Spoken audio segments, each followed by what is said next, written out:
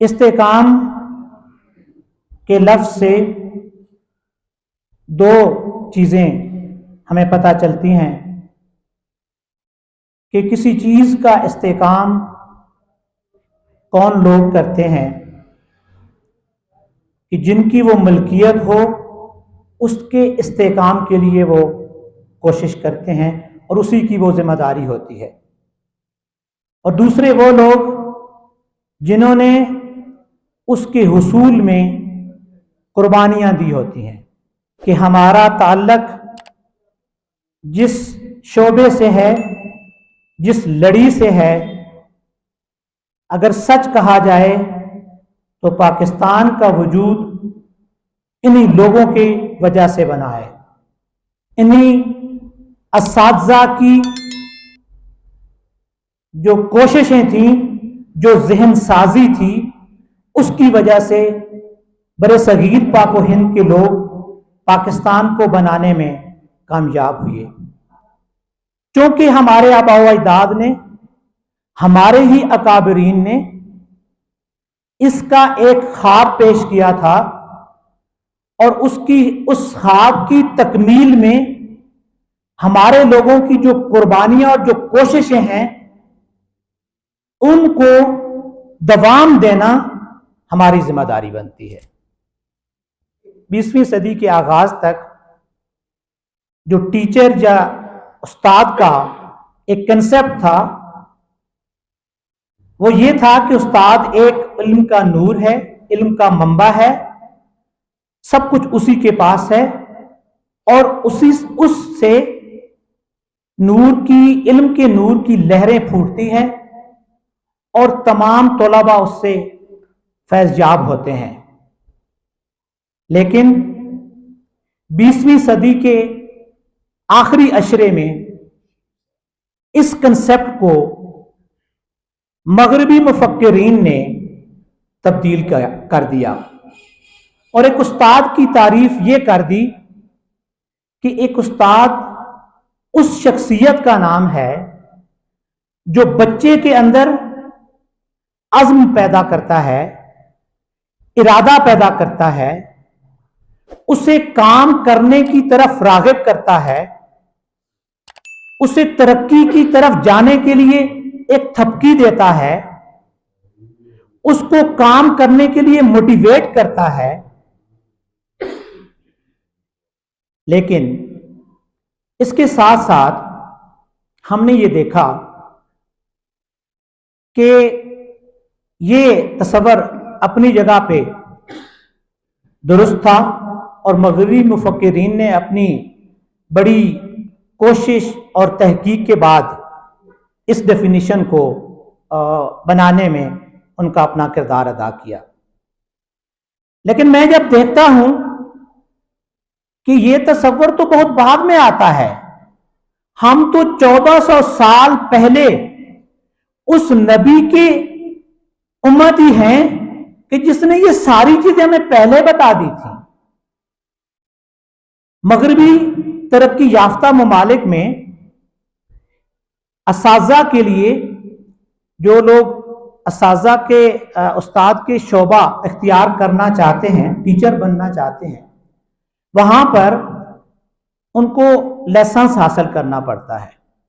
आपको पता है कि लाइसेंस का मतलब है इजाजतनामा। हम असला लाइसेंस हासिल करते हैं तो उसका मतलब ये होता है कि हम वो असला इस्तेमाल कर सकते हैं। उसकी शराइत होती हैं कि इतनी उम्र होनी चाहिए आपके लिए, क्या आपके मसाइल हैं जिसकी वजह से आप लाइसेंस ले रहे हैं। लेकिन वो जो असला है वो दो तरह से इस्तेमाल हो सकता है। एक तो हम अपनी हिफाजत के लिए इस्तेमाल करते हैं और दूसरा फिर वो दहशतगर्दी के लिए इस्तेमाल हो सकता है। तो मगरबी मुफक्किरीन ने इसलिए ये लाइसेंस का अजरा लाजमी करार दिया कि जो एक उस्ताद है वो भी इसी तरह दो तरह के उनके तरह इस अपने असातिज़ा के शोबे को इस्तेमाल करते हुए आने वाले नस्लों के लिए काम कर सकता है। या तो वो तामीरी तौर पर काम कर सकता है या वो तखरीबी तौर पर काम कर सकता है। उनके बकौल कि एक असला रखने वाला इंसान इतने ही लोगों को मारता है जितनी गोलियां उसकी बुलेट में होती हैं, लेकिन उस्ताद जब वो बिगाड़ने पे आता है तो फिर नस्लों की नस्लें बिगड़ जाती हैं, लेकिन वो जब संवारने पे आता है तो वो नस्लों की नस्लों को संवार देता है। तो लिहाजा उन्होंने लाइसेंस की एक शर्त लगा दी और उस लाइसेंस की शर्त के लिए जो बुनियादी नुक्ते रखे कि जिनको वो रिव्यू करते रहते हैं, उनमें से सबसे पहला जो था कि उसको कंटेंट नॉलेज हो, और not only content knowledge. Content knowledge का मतलब है कि आपके पास जो आप मजमून पढ़ा रहे हो उसको पढ़ाने का इल्म हो, लेकिन वो इसी पर रुके नहीं। इसका मतलब यह था कि अगर मैंने 25-30 साल पहले अपने सब्जेक्ट के मुतालिक कुछ चीजें पढ़ी हैं, तो मैं वो 25-30 साल बाद भी वही चीजें ना पढ़ाता रहूं। उसके साथ उन्होंने अपडेट नॉलेज का लफ्ज लगा दिया। अपडेट नॉलेज का मतलब यह है कि वो उस्ताद अपने नॉलेज को अपडेट करता रहे।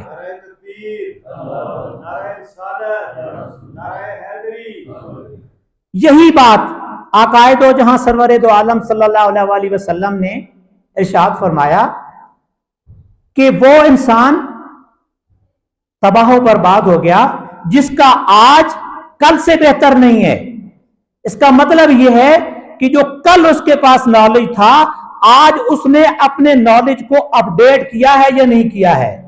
तो ये बहैसियत उस्ताद हमारी ये जिम्मेदारी बनती है कि जब हम इस्तेकामे पाकिस्तान की बात करते हैं तो हमारा जो बच्चा है जिसको हमने नॉलेज देना है, अगर मेरे पास वो नॉलेज नहीं होगा आज की जरूरत के मुताबिक, तो मैं अपने बच्चे को वो नॉलेज नहीं दे सकूंगा। जब मैं अपने बच्चे को नॉलेज नहीं दे सकूंगा, अपडेट नॉलेज, तो हमारा मुल्क तरक्की नहीं कर सकेगा। आने वाली नस्ल तरक्की की तरफ गामजान नहीं हो सकती, क्योंकि मैंने ही उसको जो कुछ दिया है वो उसकी जरूरत के मुताबिक नहीं है। लिहाजा आज के उस्ताद की एक तो जिम्मेदारी ये बनती है कि वो अपने नॉलेज को अपडेट करता रहे, अपने इल्म को अपडेट करता रहे, अपने आने वाली जो चीजें हैं उनको देखता रहे कि मैंने जो जो जो पढ़ाने के उसूल हैं, जो स्किल्स हैं, क्या मुझे वो आती हैं। अगर नहीं आती तो इसमें हमारे लिए शर्म महसूस नहीं करनी चाहिए हमें, और हमें उसको बड़े शौक के साथ, क्योंकि अपनी जिम्मेदारी समझते हुए हमें उसको अपनाना चाहिए। दूसरी बात कि कंटेंट नॉलेज के बाद क्या उस्ताद मोटिवेटर भी है? क्या वो अपने बच्चे के अंदर कोई अज़्म, जज्बा, शौक, लगन पैदा करने वाला भी है, या वो सिर्फ बस आता है 8 बजे से 2 बजे तक क्लास में जाता है, पढ़ाता है और बात खत्म? ऐसा नहीं है। वो उस्ताद अपने बच्चे के मुस्तकबिल को संवार सकता है, अपने बच्चे के मुस्तकबिल को बेहतर कर सकता है।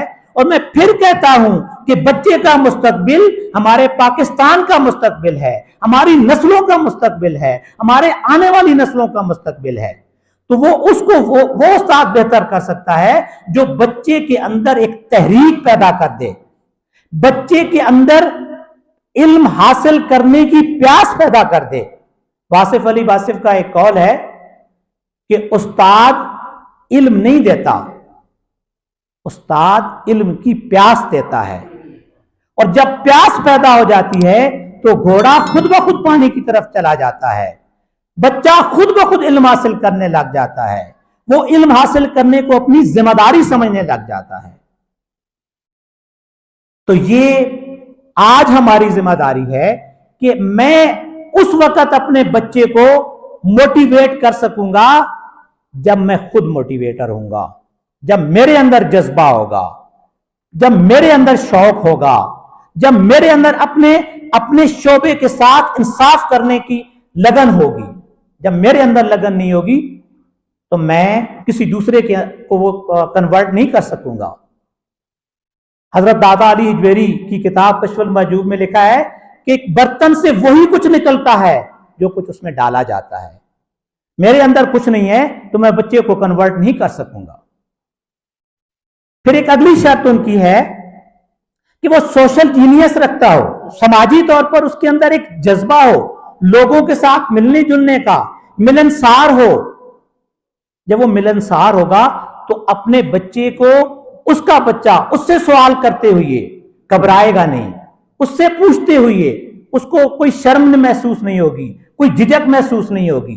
जब वो झिझक महसूस नहीं करेगा, अपने सवालात आसानी से अपने उस्ताद के साथ डिस्कस कर सकेगा, तो इसका मतलब यह है कि वो उस्ताद बेहतर अंदाज में अपने बच्चे की तरबियत भी कर सकेगा।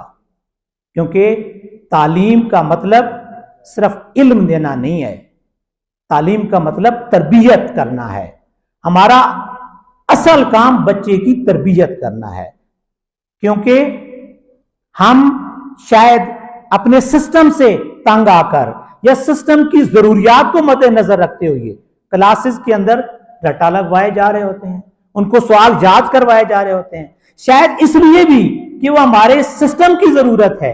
हमने रिजल्ट प्रोड्यूस करना है, हमने अपने आप को दिखाना है कि मेरा रिजल्ट इतने परसेंट आया, अदरवाइज मेरी एसआर खराब हो जाएगी, मेरी इंक्रीमेंट नहीं लगेगी, या व्हाट्सएवर बहुत सारे मसाइल होंगे। लेकिन इससे बढ़कर हमारी जो प्राइम रिस्पॉन्सिबिलिटी है वो हमारी ये है कि हम बच्चे की तरबियत कर ले।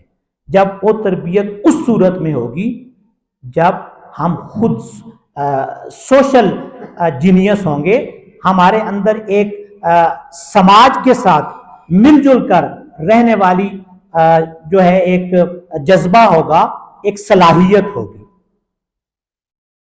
उसके बाद उनकी एक और जो उन्होंने शर्त रखी वो ये थी कि कोई भी टीचर जो टीचिंग के शोबे में रहता है वो सोशल जीनियस के होने के साथ साथ उसके अंदर दूसरों को के अंदर एक जज्बा बेदार करने की उसके अंदर सलाहियत होती है। दूसरे से मुराद उसका बच्चा है, उसके सामने उसका बच्चा है। अगर वो बच्चा अपने उस्ताद से मिलकर रहकर कुछ सीख नहीं पा रहा तो फिर वो कुछ भी नहीं काम कर रहा। एक उस्ताद के लिए जरूरी है कि वो उसके अंदर जो सीखने की सलाहियत है वो जरूरी होनी चाहिए, कि वो उसका लर्निंग एटीट्यूड हो। जब वो खुद लर्नर होगा तो वो अपने बच्चे के अंदर लर्निंग की स्किल्स पैदा कर देगा। जब वो लर्निंग की स्किल्स पैदा करेगा तो हमारा बच्चा कामयाब इंसान बनकर आएगा। जब वो कामयाब इंसान बनकर सोसाइटी में आएगा तो उसके बदले में हमारा मुल्क तरक्की करेगा, हमारे मुल्क में इस्तेकाम आएगा।